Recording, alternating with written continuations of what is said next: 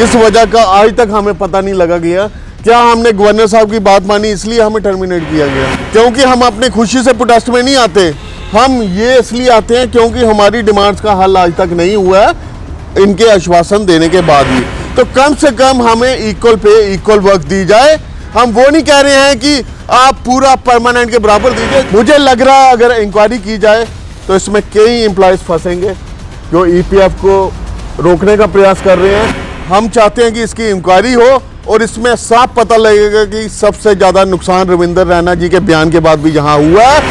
NHM employees, इनकी तादाद लगभग 9,000 से 10,000 के बीच में होगी और पिछले दिनों आपने देखा होगा कि ये लोग काफ़ी प्रदर्शन करते रहे।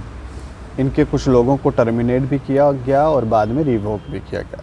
लेकिन किन कारणों से ये लोग प्रदर्शन कर रहे थे, एक बार पुनः हम आपको याद दिलाने जा रहे हैं। एनएचएम एम्प्लॉयज़ जो हैं ये मांग कर रहे थे कि इनको रेगुलर कर दिया जाए, परमानेंट कर दिया जाए और जो सैलरी है वो उन डॉक्टरों के बराबर मिले जिनको मतलब सैलरी सरकार की तरफ से पूरी की पूरी सैलरी मिले, क्योंकि काम ये सभी लोग बराबर ही करते हैं। और मतलब इनका एक डिमांड थी कि इक्वल पे इक्वल वर्क, ये भी एक इनका इशू था। उसके बाद ट्रांसफ़र पॉलिसी को लेकर ये लोग प्रदर्शन कर रहे थे, परमानेंट होने के लिए ये प्रदर्शन कर रहे थे और ये भी कह रहे थे कि अगर छुट्टी वाले दिन ये लोग काम करते हैं तो इनको कोई बेनिफिट नहीं दिया जाता, लेकिन इसके मुकाबले अगर कोई डॉक्टर छुट्टी वाले दिन काम करता है तो उसे 2 से ढाई दिन की सैलरी जो है वो एक्स्ट्रा उस दिन की दी जाती है। तो एक बार पुनः हमारे साथ बातचीत करने के लिए रोहित सेठ हैं, जो all J&K NHM employees association के प्रेसिडेंट हैं, प्रधान हैं। सर, आपका बहुत बहुत स्वागत है। और लंबे समय से आप मांग कर रहे थे, कई बार आप सरकारों के नुमाइंदों के पास भी गए होंगे, जो सरकारें प्रतिनिधित्व कर रहे होंगे उनके पास भी गए होंगे, लेकिन इश्यूज सॉल्व नहीं हुआ। लेकिन अब कहाँ तक आपकी ये लड़ाई पहुँची है और क्या अब सल्यूशन निकल कर आ रहा है या वही हिसाब है? देखिए, जब 2019 को हमने स्ट्राइक ऑफ की थी, रविंदर रैना जी वगैरह आए थे जी, तो उन्होंने गवर्नर साहब से हमारी फ़ोन पे बात करवाई थी। लेकिन उसके बाद आज देख लीजिए, आज 13 तारीख हो गई है 2021 की जनवरी की, लेकिन अभी तक हमारा कोई भी मसला हल नहीं हुआ। अच्छा, जब स्ट्राइक ऑफ हुई तो तब आपने रविंदर रैना जो भाजपा के प्रधान है वो आए थे आपके पास, उन्होंने स्ट्राइक ख़त्म करवाई और क्या आश्वासन दिया था? उन्होंने ये आश्वासन दिया था कि मैं आपकी गवर्नर साहब से बात आज जो करवाई है, मैं खुद जाऊंगा आपके साथ और सारा मसला गवर्नर साहब के साथ मिलके हम इसको हल करेंगे। ये आपकी जेन्युइन डिमांड्स हैं। तो गए थे फिर आपके साथ? हमारे साथ हम इनके ऑफिस में जाते रहे, क्योंकि टर्मिनेट दूसरे दिन हम 372 जम्मू के, 27 कश्मीर के और 14 लेह के, हम सब लोगों को 1413 लोगों को टर्मिनेट किया गया था पूरे जम्मू कश्मीर में से। वो इसलिए किया गया था, उसकी वजह का तो हमें फिर भी पता नहीं लगा, क्योंकि हमने गवर्नर साहब के आश्वासन पे कॉल को उठा लिया, क्योंकि वहां पुलवामा अटैक हुआ था। लेकिन उसके बाद हमारे जम्मू कश्मीर के लोगों को टर्मिनेट किया जाता है, इस वजह का आज तक हमें पता नहीं लगा गया। क्या हमने गवर्नर साहब की बात मानी इसलिए हमें टर्मिनेट किया गया, और जिससे गवर्नर साहब की बात होती है उसे ही टर्मिनेट किया गया है। हम आज मीडिया के माध्यम से ये बताना चाहते हैं कि रविंदर रैना जी वैसे तो फ़ोन करें तो उठाते नहीं हैं। आजकल नहीं उठा रहे हैं या पहले? आजकल नहीं उठा रहे हैं। और अब एक ही सलूशन मुझे नज़र आया कि मीडिया के माध्यम से हमें इनके तक बात पहुंचानी जरूरी है, क्योंकि हमारे एम्प्लॉयज़ बहुत सफ़र हो रहे हैं। रविंदर रैना साहब जी, मैं मीडिया के माध्यम से आपको ये पूछना चाहता हूँ, कम से कम उस टाइम पे आपने यूज़ बुलाया हमें फास्ट एंड टू डेथ पे बैठे थे, हमने आपके आश्वासन पे, क्योंकि गवर्नर साहब से आपने बात करवाई। गवर्नर साहब तो चलो बात करवाई आपने, हम तो आपको अच्छे से जानते हैं, हमने आपको यहाँ से जिताया है, बीजेपी वालों को यहाँ से जिताया है। कम से कम हमें आज भी आश्वासन है कि आप हमारी हल करेंगे कुछ ना कुछ, लेकिन आप हमारा फ़ोन तक नहीं उठा रहे हैं, हमारे से बात करना नहीं चाहते हैं। हम आपसे भाई के नाते इतना ही बताना चाहते हैं कि कम से कम जो आपने आप उस टाइम पे आश्वासन दिया था, आप हमारे पास चलिए और जो नए गवर्नर लेफ्टिनेंट गवर्नर साहब हैं उनसे बात करवाइए, हमारे इशू को सॉल्व करवाइए, क्योंकि हम लोग बहुत ज़्यादा सफ़र हो रहे हैं और हमारी जो डिमांड्स हैं आपसे छूती नहीं है, आपको हर एक डिमांड से अवगत करवाया गया है। नहीं, मुझे ये जानना है कि जब ये आपकी कॉल ऑफ करवाई गई, हाँ तो तब ये आपके साथ गवर्नर साहब के पास गए थे रविंद्र रैना जी? हाँ जी, हम इनके ऑफिस में जाते रहे कि टर्मिनेट क्यों किया, फिर ये गए। अच्छा। और वो टर्मिनेशन रिवोक के लिए गए, क्योंकि रिवोक के लिए जाना अलग बात है और हमें हमारे मसाइल्स जो इन्होंने उस वक्त बोला था कि हम ये मसाइल साहब के एक वन सही हैं, इसको लेके हम गवर्नर साहब के पास जाएंगे, वो अभी तक नहीं गए हैं। एक बार आप खुद अपने जितने भी मसले हैं आप एक बार बताएं, ताकि सभी नेताओं को और हमारी एडमिनिस्ट्रेशन को ये पता चल जाए कि क्या क्या इश्यूज़ हैं, किन किन इश्यूज़ को लेकर आप लड़ाई लड़ रहे थे और अभी तक लड़ रहे हैं। देखिए सर, हमारी यही थी कि 2017 में जो हमने प्रोटेस्ट किया था, उस टाइम पे 2018 में इनसे रिटर्न एग्रीमेंट हुआ था हमारे गवर्नमेंट से। अच्छा। उसमें हमारा मेन यही एजेंडा था, रेगुलाइजेशन। रेगुलाइजेशन में इन्होंने कहा था कि हम आपको फेस मैनर में रेगुलर करेंगे, लेकिन आज तक ऐसा कमेटी इन्होंने ज़रूर 2 बार बनाई है। एक बार 3 जने थे, उनकी कमेटी बनाई थी 2017 में रेगुलाइजेशन के लिए। उसके बाद इन्होंने 2018 में कमेटी बनाई, हाई पावर कमेटी, लेकिन इन कमेटियों का कोई अता पता नहीं, इन्होंने कोई मसला हल नहीं किया। इसलिए मजबूरी में हमें 2019 को प्रोटेस्ट में आना पड़ा, क्योंकि हम अपनी खुशी से प्रोटेस्ट में नहीं आते, हम ये इसलिए आते हैं क्योंकि हमारी डिमांड्स का हल आज तक नहीं हुआ है, इनके आश्वासन देने के बाद भी। और हम यही कहते हैं कि रेगुलाइजेशन जो फेस मैनर में इन्होंने बोला है उसका हल करें, फेस मैनर में हमें रेगुलर करें। अगर इनको लगता है कि इसमें काफ़ी ज़्यादा टाइम आ रहा है, हमें बहुत से मतलब कि फाइनेंशियली हम बड़े वैसे हो गए हैं या जैसे हो गए हैं, इसको टाइम लगता है, तो आप हरियाणा में जैसे दिया गया, हरियाणा के अंदर सर्विस रूल्स बने हैं, पे जम्मू वालों से ज़्यादा है वहाँ पे। और दिल्ली के अंदर भी पैरामेडिक्स हो गया, डॉक्टर्स हो गया, मैनेजमेंट स्टाफ हो गया, NRHM स्टाफ अच्छी सैलरी ले रहा है। उसके अकॉर्डिंग यहाँ पे भी किया जाए, यहाँ पे भी इक्वल पे इक्वल वर्क दी जाए। और हम दिल्ली के अंदर हर्षवर्धन साहब से मिले थे। अच्छा। उन्होंने कहा कि हम सभी स्टेट को एक जैसा दे सकते हैं। दे सकते हैं आप? ये कब मिले थे आप? जब ये हमारे 370 हटा दिया गया था, इसे यूटी बना दिया गया था? सर हम दो बार मिले हैं। एक बार मिले हैं 2019 को, एक बार मिले हैं हम 2020 में। अच्छा। 2 बार मिले हैं। एक बार आश्वासन देने से कुछ नहीं हुआ, फिर हम दूसरी बार दोबारा गए हर्षवर्धन जी के पास। तब हमें हर्षवर्धन जी ने, जो सेंटर के MD साहब हैं, जिनके बाकी स्टेट के MD होते हैं, अंडर काम करते हैं, हम उनसे मिले, जिलानी साहब से। तो उन्होंने हमें यही बोला कि हम सारी स्टेट का हो सकता है एक जैसा ना दे, लेकिन अब यूटी अलग हुई है, ले उधर सैलरी जगदम बढ़ाई है उन्होंने। क्यों, कैसे बढ़ाई है? कम से कम गवर्नमेंट चाहे तो कुछ भी कर सकती है। हम यही बोल रहे हैं कि आप पहले तो आप बोल रहे थे स्टेट इशू है, अब यूटी बनी, आप सेंटर डायरेक्ट यहाँ पे कुछ ना कुछ कर सकता है, तो कम से कम हमें इक्वल पे इक्वल वर्क दी जाए। हम वो नहीं कह रहे हैं कि आप पूरा परमानेंट के बराबर दीजिए, जैसे सर्विस रूल हरियाणा के अंदर बने हैं, कुछ इक्वल पे इक्वल वर्क के बराबर ही वहाँ सैलरी मिल रही है। और दिल्ली के अंदर, अगर दिल्ली के अंदर केजरीवाल साहब एक इनिशिएटिव ले सकते हैं और NRHM की जो सैलरी है 100% वहाँ बढ़ाई गई है, उन्होंने इनिशिएटिव लिया ना, वो एक मुख्यमंत्री है ना, तो हरियाणा के अंदर भी सैलरी बढ़ी ना, मुख्यमंत्री ने किया ना। आप अगर यूटी बनी है ये जम्मू कश्मीर, और सेंटर डायरेक्ट यहाँ पे इनिशिएटिव लेके यहाँ पे पैसे बढ़ा सकते हैं, पॉलिसी फ्रेम कर सकते हैं, यहाँ पर चाहे तो वो कर सकते हैं, लेकिन नहीं करने का कोई कारण आपको समझ आ रहा है?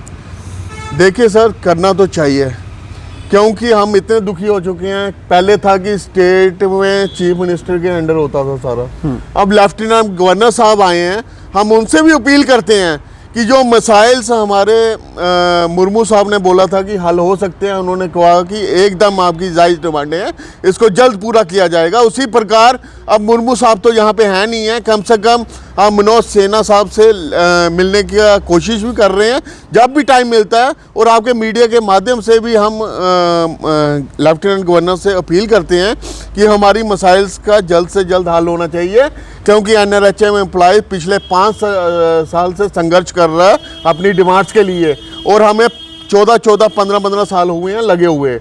तो हम चाहते हैं कि हमारी डिमांड्स का हल होना चाहिए, इक्वल पे इक्वल वर्क, और साथ में ट्रांसफ़र पॉलिसी। अच्छा, ट्रांसफ़र पॉलिसी भी, ट्रांसफ़र पॉलिसी में क्या इशू है, मतलब क्या? ट्रांसफ़र पॉलिसी में ये है कि आप बेशक इस टाइम पे सबको ट्रांसफ़र पॉलिसी नहीं कर सकते अप्लाई सबके ऊपर, कम से कम जो हमारे जम्मू के लोग वहाँ ले के अंदर फंसे थे, यूटी भी बन गई, उन लोगों को कम से कम यहाँ घर वापसी का थोड़ा ढंग बनाना चाहिए, उनकी ट्रांसफ़र होनी चाहिए जम्मू के अंदर। बिल्कुल। और जो अपने घरों से दूर हैं, दूर दराज में काम कर रहे हैं, उनको घरों के पास लगाया जाए, उनके लिए ट्रांसफ़र पॉलिसी हो जाए, एक वन टाइम अपने घरों के पास लगाया जाए, जब तक कि हमारे रेगुलाइजेशन पॉलिसी नहीं बनती। पैरामेडिक्स स्टाफ के बारे में मैं जानना चाहूँगा, उनका क्या हाल है? पैरामेडिक्स का ये है कि पैरामेडिक्स ज़्यादा सफ़र हुआ है। अच्छा, ज़्यादा? क्योंकि जैसे जैसे तनख्वाह बढ़ाई गई, डॉक्टर्स के बारे में सोचा गया, डॉक्टर्स भी हमारे भाई हैं, ऐसी बात नहीं है, क्योंकि प्रेसिडेंट मैं डॉक्टर्स का भी हूँ, मैनेजमेंट स्टाफ का भी हूँ, लेकिन इनमें पैरामेडिक्स को ज़्यादा उनके बारे में नहीं सोचा गया है। उस बारे में अब हम काम भी कर रहे हैं, और पैरामेडिक्स के जो पीछे रह गया है उसको हम उनकी डिमांड्स को आगे ज़्यादा हाईलाइट करने की कोशिश कर रहे हैं। पैरामेडिक्स की सैलरी बहुत कम है, जिस प्रकार डॉक्टर्स की सैलरी बढ़ाई गई उस प्रकार पैरामेडिक्स की नहीं बढ़ाई गई, और मैनेजमेंट स्टाफ भी देखा जाए उसको भी मतलब कि जिस स्टार्टिंग में जिस सैलरी पे लगाया गया उनको भी थोड़ा पीछे रखा गया है। डॉक्टर्स और ये पैरामेडिक्स और मैनेजमेंट स्टाफ, इसकी तरफ भी ध्यान देना चाहिए, और आगे से कोई भी सैलरी बढ़े तो तीनों को एक साथ बढ़ाई जाए, ये नहीं है कि किसी को पीछे रखा जाए। एक बात मैंने और कही कि जो परमानेंट डॉक्टर हैं, अगर वो किसी छुट्टी वाले दिन कार्य करते हैं तो उनको 2 से ढाई दिन की सैलरी मिलती है उस दिन कार्य करने की। आपको कितनी मिलती है अगर आपके एम्प्लॉयज़ काम करें, NHM के एम्प्लॉयज़ काम करें? देखिए सर, गस्टेड और संडे जो परमानेंट एम्प्लॉयज़ देते हैं उन्हें 2.5 दिन की सैलरी दी जाती है। मैंने पहले भी ये इशू MD साहब के आगे भी उठाया, और जहाँ भी हम मुर्मू साहब से मिले थे उधर भी मैंने उठाया था। कम से कम अगर NRHM एम्प्लॉयज़ गस्टेड संडे दे रहा है, उनको जैसे परमानेंट एम्प्लॉयज़ को 2.5 दिन की दी जा रही है, वैसे NRHM को दी जाए। अगर नहीं दे सकते तो NRHM एम्प्लॉयज़ को रहने दीजिए, परमानेंट एम्प्लॉयज़ से काम लीजिए संडे गस्टेड, जो 2.5 दिन की सैलरी ले रहा है। बिल्कुल बिल्कुल। और ये इशू उठाया था, ये आप ही के लोगों से लेते हैं, और सैलरी अगर देनी हो तो वो उन्हीं को देते हैं, आपको नहीं। और ये चीज़ नहीं होनी चाहिए। इसके अलावा मैं डॉक्टर का कुछ एक कोर्ट में केस किया था डॉक्टरों ने, हाँ जी, तो उसके बारे में जानना चाहूँगा, वो क्या माजरा था? डॉक्टरों ने डिस्पैरिटी का केस किया था, क्योंकि उनकी सैलरी जब बढ़ी थी तो MBBS को थोड़ी और सैलरी मतलब कि ज़्यादा देके तो MBBS की बढ़ाई थी सैलरी। और जो ये आयुर्वेदिक डॉक्टर थे ये कह रहे थे कि हम एक जैसा काम करते हैं, फिर MBBS की सैलरी इतनी ज़्यादा क्यों बढ़ाई गई। और उन्होंने कोर्ट केस किया था, और वो कोर्ट केस जीत के और ये कोर्ट ने बोला था कि इनको MBBS के बराबर सैलरी दी जाए। अच्छा। और यहाँ पर कई डिस्ट्रिक्ट में MBBS के बराबर सैलरी दी जा रही है, और कई डिस्ट्रिक्ट में कई ब्लॉकों में सैलरी नहीं दी जा रही उनके बराबर। और अगर सैलरी नहीं देनी है उनके बराबर तो मत दो किसी को, अगर कुछ जगह दी जा रही है तो सबको दे जानी चाहिए। कौन से डिस्ट्रिक्टों में दी जा रही है, थोड़ा हमारे लोगों को और एडमिनिस्ट्रेशन को पता चले कि कौन कौन से डिस्ट्रिक्टों में ये सैलरी दे रहे हैं बढ़ा के? सर, डिस्ट्रिक्ट जम्मू देखा जाए, जम्मू में कई ब्लॉकों में दी जा रही है, कई ब्लॉकों में नहीं दी जा रही। अच्छा। कई श्रीनगर के अंदर देखा जाए, कई डिस्ट्रिक्ट में दी जा रही है, कई डिस्ट्रिक्ट में नहीं दी जा रही है। और ये सारा डाटा अगर कोई निकाले तो आपको पता लगेगा, आधे से ज़्यादा डिस्ट्रिक्ट में MBBS के बराबर ISM डॉक्टर्स को सैलरी दी जा रही है और चंद डिस्ट्रिक्ट में सैलरी नहीं दी जा रही। ये भेदभाव क्या लगता है क्यों किया जा रहा है? देखिए, भेदभाव होना तो नहीं चाहिए, लेकिन इनको खुद देखना चाहिए जो एडमिनिस्ट्रेटर हैं उनको, कि एक जैसा मतलब कि सबको देखना चाहिए। जैसे मैं अब जम्मू के अंदर लगाऊं, जम्मू के अंदर भी भेदभाव हो रहा है, कई ब्लॉक्स में नहीं दी जा रही है। डॉक्टर्स के मेरे को कई मैसेज आते हैं कि हमारी सैलरी MBBS के बराबर इन ब्लॉकों में दी जा रही है, इनको नहीं दी जा रही है। अब मैं ये बोल के किसी को टारगेट नहीं करना चाहता, मैं इतना ही कहना चाहता हूँ, अगर आपने सैलरी दी है कई डिस्ट्रिक्ट कई ब्लॉकों को, तो हर डिस्ट्रिक्ट में सैलरी मिलनी चाहिए आयुर्वेदिक डॉक्टर को MBBS के बराबर। इसके अलावा कोई और इशू? इसमें EPF का इशू है। अच्छा, पैरामेडिक्स का इन्होंने EPF शुरू किया था, उसमें सैलरी में से EPF कट रहा था।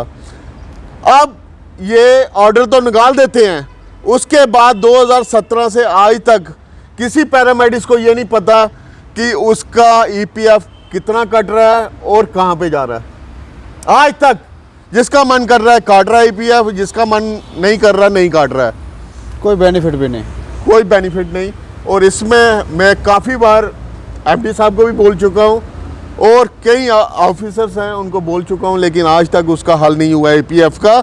मुझे लग रहा है अगर इंक्वायरी की जाए तो इसमें कई एम्प्लॉयज़ फंसेंगे जो EPF को रोकने का प्रयास कर रहे हैं, या कभी काटते हैं कभी नहीं काटते हैं, अपने लोग ही फंसेंगे। इसलिए मैं मीडिया के माध्यम से यही बोलना चाहता हूँ उन एम्प्लॉयज़ से जो ऐसा कर रहे हैं, कम से कम EPF का पूरा ब्यौरा हर एक एम्प्लॉयज़ को पता होना चाहिए। और वे MD साहब को मैं मीडिया के माध्यम से बोलना चाहता हूं कि EPF पे कृपया रोशनी डालिए और देखिए कि क्या अड़चन आ रही है, क्यों एम्प्लॉयज़ को कैसे नहीं पता लग रहा कि EPF कहाँ जा रहा है पैसा, ये पता होना चाहिए एम्प्लॉयज़ को। और मैं आपके मीडिया के माध्यम से इतना ही बताना चाहता हूँ, एक तो रविंदर रैना साहब को, जो भी हमें यहाँ पे आए थे उस टाइम पे गवर्नर साहब से जिन्होंने बात करवाई है, हम NRHM एम्प्लॉयज़ का कुछ भी नहीं बना है। हम चाहते हैं कि आप इनिशिएटिव लीजिए, क्योंकि हम लोगों ने आप पे भरोसा किया था। आप फ्रंट फुट पे आइए, हम आपके पीछे पीछे चलेंगे। और हमारे जो लेफ्टिनेंट गवर्नर साहब हैं, LG साहब, ये मनोज सिन्हा साहब, इनसे हमारी बात करवाइए और हमारे मसाइल्स का हल करवाइए, क्योंकि NRHM एम्प्लॉयज़ जम्मू का हो या कश्मीर का हो या लेह का हो, सब बहुत दुखी हैं। हमारा हल जल्द से जल्द होना चाहिए। अगर नहीं होता है, हम एक बार अगर नहीं मिला गया इनसे, मतलब कि इन्होंने नहीं हमारे से मिले, नहीं कोशिश की, हम गए तब भी ना मिले तो फिर हम एक स्पीड पोस्ट करेंगे और लेटर्स देंगे। एक बार दोबारा मिलेंगे और जो ब्यूरोक्रेट्स हैं उनसे भी, और रविंदर रैना साहब से, और उनके साथ जो आए थे BJP के लीडर्स। अगर नहीं मिला जाता तो हम मजबूर हैं, फिर हम एक बड़ा स्टेप ले सकते हैं।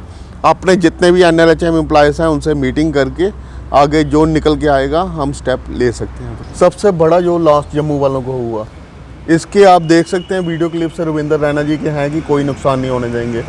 जो टर्मिनेट हुए थे, मैं अब ये नहीं बोलूँगा कि कश्मीर के या इधर के, जो भी हैं थे तो जम्मू कश्मीर के ना, उनमें जो टर्मिनेट एम्प्लॉयज़ हुए थे उनकी सैलरी जो 4-4 महीने का लॉस हुआ है वो कहाँ गया? रविंदर रैना जी तो कह रहे थे कोई नुकसान नहीं होगा, मिलेगा ही नहीं, वो नहीं मिला। और स्ट्राइक पीरियड की जो सैलरी है, अगर ये इंक्वायरी करवाएं, अगर ये लोग CBI इंक्वायरी करवाएं या कोई इंक्वायरी करवाएं, तो निकल के आएगा कि सबसे ज़्यादा सफ़र जो हुआ है ना, सबसे ज़्यादा सफ़र यहाँ जम्मू हुआ है। नहीं तो ये तो आपको ही स्टेप लेना पड़ेगा। अगर आप चाहते हैं CBI इंक्वायरी हो तो एक एप्लीकेशन मूव करवा सकते हैं आप। वो हम चाहते हैं कि इसकी इंक्वायरी हो और इसमें साफ पता लगेगा कि सबसे ज़्यादा नुकसान रविंदर रैना जी के बयान के बाद भी यहाँ हुआ है। और रविंदर रैना जी को हम रिक्वेस्ट करते हैं एक ब्रदर के नाते कि आप फ्रंट फुट पे आइए और इनिशिएटिव लीजिए, क्योंकि जम्मू के लोगों के साथ आपको खड़ा होने पड़ेगा।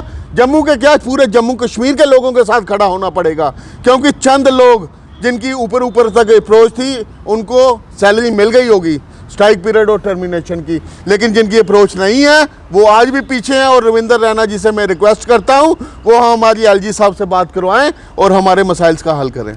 अगर शुक्रिया हमसे बातचीत करने के लिए। अगर नेता चाहें कि समाज में सुधार हो, क्योंकि नेताओं की अप्रोच ज़्यादा होती है और कहीं किसी जगह बैठ जाएं तो हमें लगता है वहाँ पे लोग इकट्ठे हो जाएंगे, एडमिनिस्ट्रेशन के लोग आ जाएंगे। तो ऐसा कोई भी कार्य है जो नहीं हो सकता, लेकिन चाहेंगे तो। अब क्यों नहीं चाहते ये तो यही जाने, या तो ये लोग जीतना नहीं चाहते हैं, ये नहीं चाहते कि हम जीवन भर यहाँ राज्य करें, ये चाहते हैं कि कष्ट तकलीफ़ सबको हो और हमें भी होती रहे। ऐसा ना करें, आपको ही नुकसान होगा इसका आने वाले समय में, इतनी आप ध्यान रखें। बाकी हम तो ये कहेंगे जो इश्यूज़ ये एक बार हमें बता रहे हैं, आप एक बार दोबारा सुनें और इन्हें करवाएं, इनके इश्यूज़ जो हैं इनको बहाल करवाएं ताकि ये लोग परेशान ना हों। बाकी आप लोग देखते रहे दैनिक स्टेट समाचार। मुझे और मेरे सहयोगी अरुण डोगरा को दें इजाज़त। नमस्कार।